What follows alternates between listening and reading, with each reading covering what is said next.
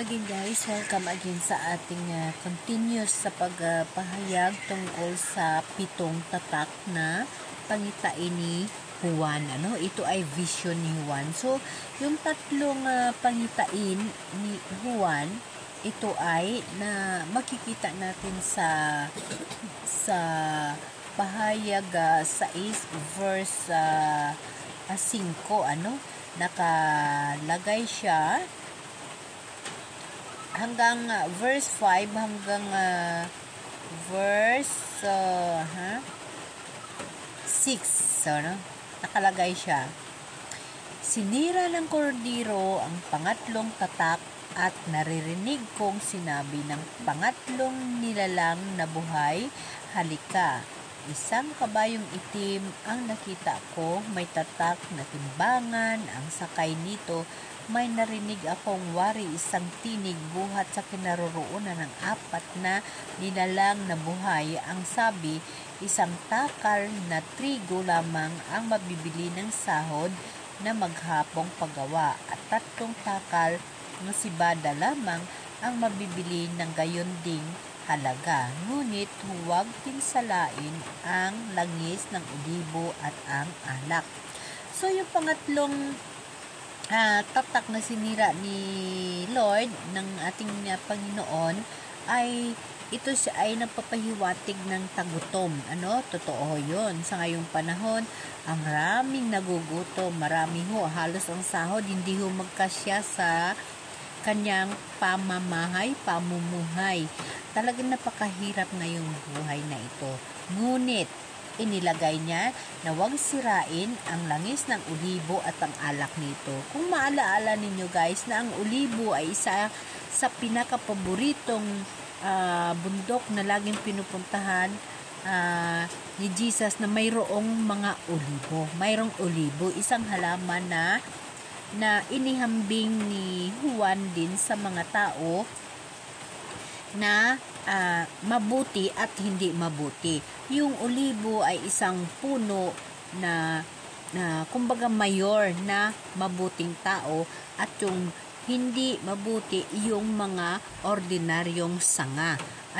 So kumbaga sa makatuwid itong tatak na sinira ng ating Panginoon na pangatlo, ito ay nagpapahiwatig ng tagutom.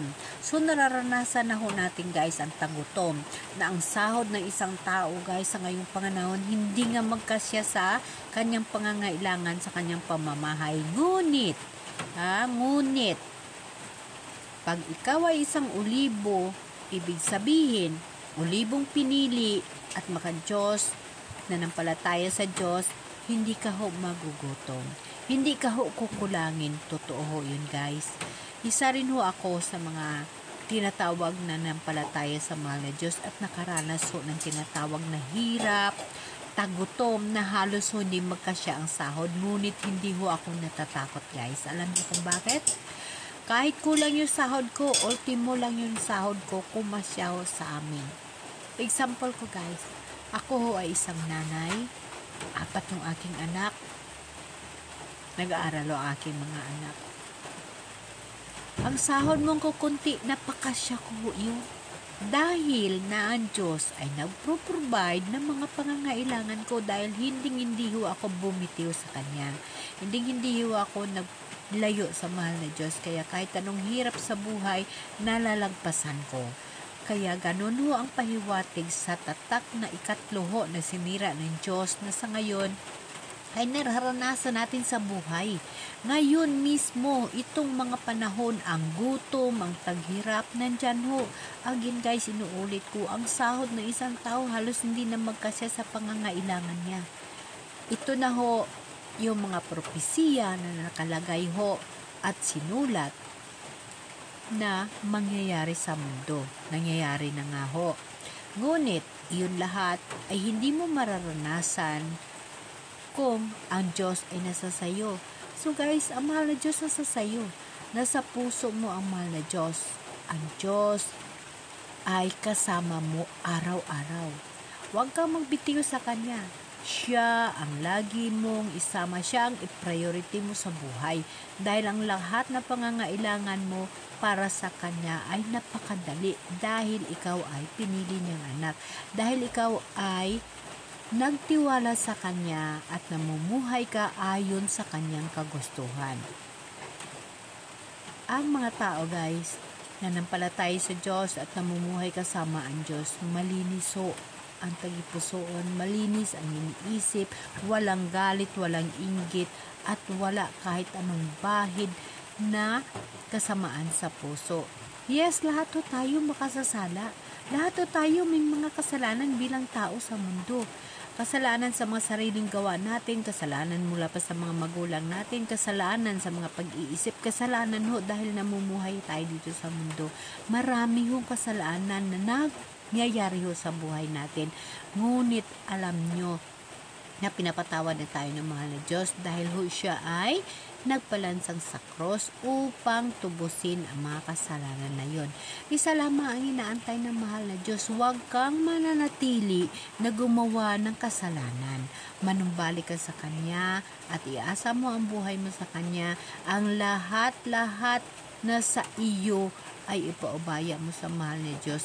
Siya ang gagawin mo maniobra ng buhay mo upang walang gutom na mangyayari at walang hirap.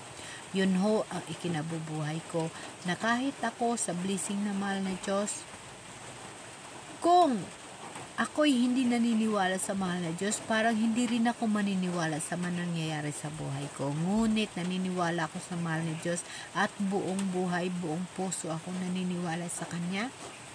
Mula pa nung bata ko hanggang sa kasalukuyan ngayon ng buhay ko, siya lang ang inaasahan ko.